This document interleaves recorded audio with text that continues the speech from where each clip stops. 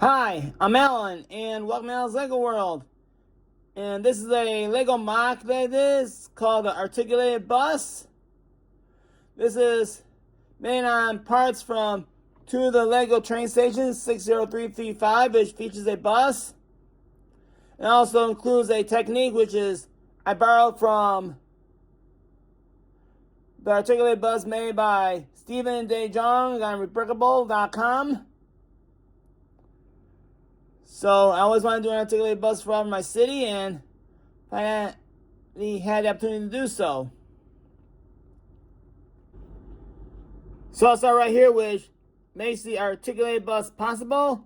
This is the accordion part, which is what Stephen DeJong has designed, but I modified by adding one more layer of the technical parts here because of the height of the bus I made here, and also I did one of the hookups on the bottom. I didn't do anything for the top because I want to make this bus as flexible as I can make it. Obviously, there's no flexible up here because of the angle parts. Unless I go this way, or I take one of these off, or I take this off, it can make it a little more flexible. But I chose to leave that part as it is for now.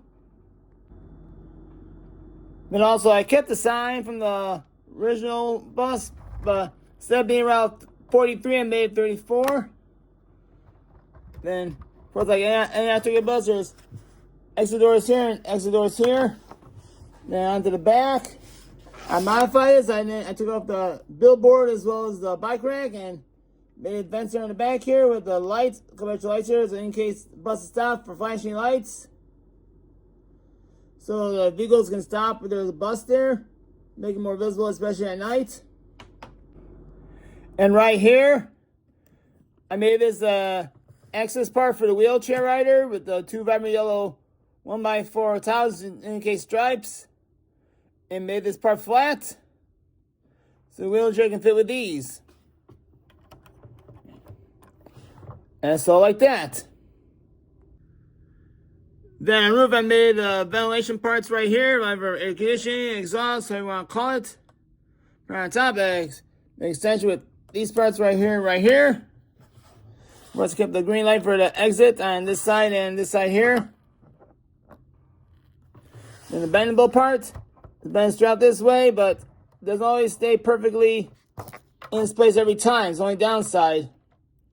It doesn't stay perfect every time. And not only that, but this side's always exposed because the angle's right here, but when we do an articulated bus mount, we have two choices. Either have holes where we can see the inside as inside may expose the elements, and have the bus turn around, or we can not have the bus turn at all and cover it up completely.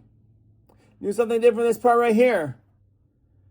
Until Lego comes out with an articulated bus, I'm sure they have the capabilities to make that possible. You gotta make do what we have available. And before I go on, I made a little adjustment here. I've had a 6x8 and 1x2 on the other position, but so I was taking the top off. This kept coming loose, so I moved some stuff around to make them more sturdy. So that this part coming off all the time, it's all tacked right here. So this is the design. You have to hold the bus in place always. It's a snap part in the middle. Then it's easy to take off. Alright, now let's explore the inside of the bus. Here you have the driver's seat. You got the sign. I kept the sign for Retirement Center.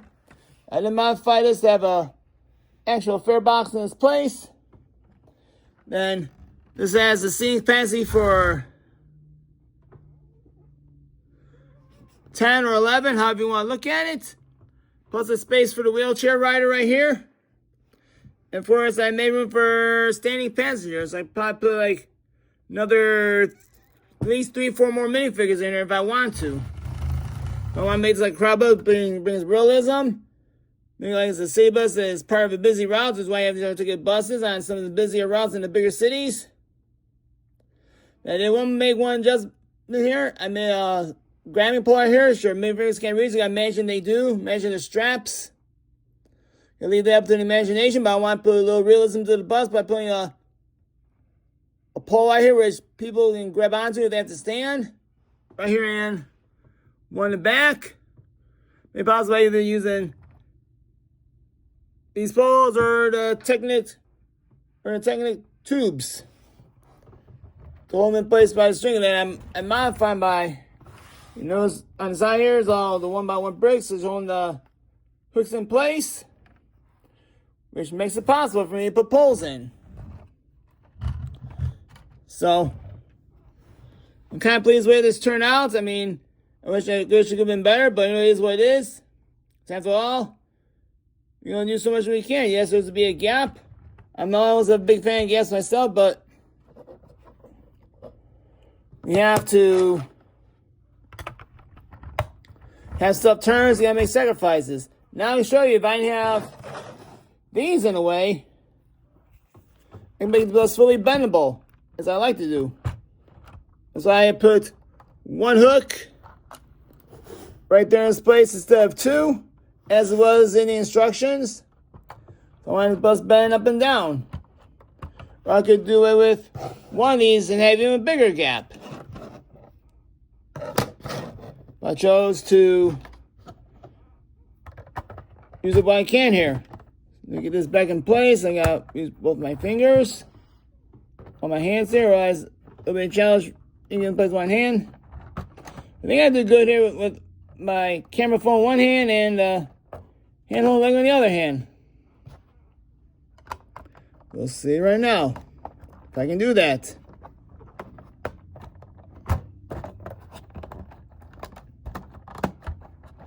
And I made it work. And the one weakness I had in this bus here is right here. There's these three holding in place, but I didn't have any 1x6 or 2x6 plates in the darker shirt, so I make do what I have. So that's why there's a weakness part right here. So I have to be careful when I handle this. That's weakness, but it's one thing about building mocks is sometimes you gotta make do with the parts you have in your parts pile. Yes, I did order some of these from Lego, and I ordered some Technic poles, so I can see what I have to work with, make adjustments I see fit. Like I end up these holes one by one with the hole in place to make these possible. So I'm happy with the way it's turned out. I'm gonna see how this looks in my Lego city. If this is my bus in the Lego city, and I compare the articulated bus with the regular bus, so there's some realism right there with the bus being there. As the articulated bus must be approximately 60 feet anyway. So the standard bus 40 feet.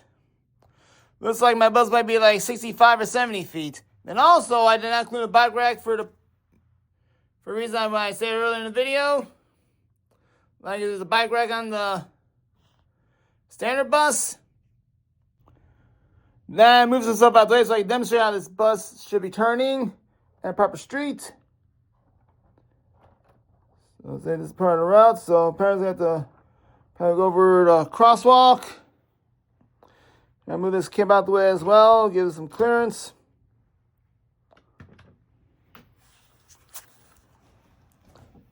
And there you go. There's your turning demonstration. And also when you turn the wheels, you got to put these back in place. These are going to pop out. Another drawback with this as well. But again, this is the best I've seen for an articulated bus, so that's why I went with this plan for the corner part right here. Now I put the bus back on the street, and I'll draw my conclusion. And there you have it, my bus placed on the street. That's where I wanted to be at. And right now, bus has got to go around the car that's trying to make a turn to light. So now I have 4 buses in my Lego city, which I'm happy to have. 3 regular size buses and now an articulated bus, which I'm proud to put in one of the mocks. So, like how this bus turned out, and one day Lego will make an articulated bus that'll be perfect. At least I hope so. Right now, me and the rest of the world will come up with any suitable mocks as possible, you know, somebody bear in mind. So, I'm happy the way this turned out. So I'd like to thank you for watching this video. Please like and subscribe to this channel so you can see more content in the future. And have yourselves a great day.